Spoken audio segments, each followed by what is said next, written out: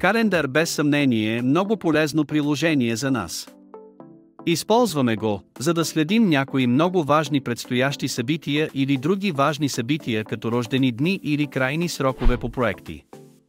Ако календарните събития на вашия iPhone са изчезнали или изтрити, ще ви дадем няколко съвета как да си върнете събитията в календара. Да започваме!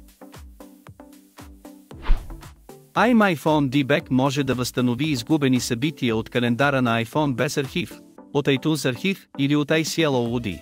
Първо, инсталирайте и стартирайте DBack на вашия компютър. Изберете таба iPhone Recovery и свържете вашия iPhone с компютъра.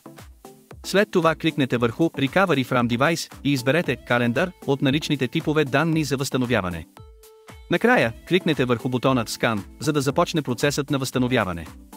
Изчакайте сканирането на данните да приключи. Прегледайте събитията от календара и другите данни, които сте избрали за възстановяване.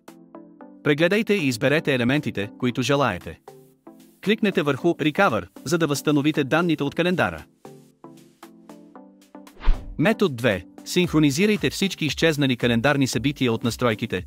В момента, в който забележите, че календарните събития на iPhone липсват, уверете се, че сте синхронизирали всички събития, за да коригирате проблема и да върнете изчезналите събития. Започнете, като отидете в Settings, Calendars, Sync, след което изберете All Events. Метод 3. Активирайте синхронизирането на календара в iCloud настройките. Някои потребители използват iCloud календар и други онлайн календарни услуги. Ако сте един от тях, трябва да активирате синхронизирането на календара чрез iCloud. Затова просто отидете в Settings, вашият Apple ID, iCloud, Calendars и го включете. Моля, обърнете внимание, че ако вече е активирано, просто го изключете и включете отново след няколко секунди. Това е за това как да възстановите събитията в календара на iPhone. Надявам се това видео да ви е полезно. Абонирайте се, ако ви харесва. До следващия път!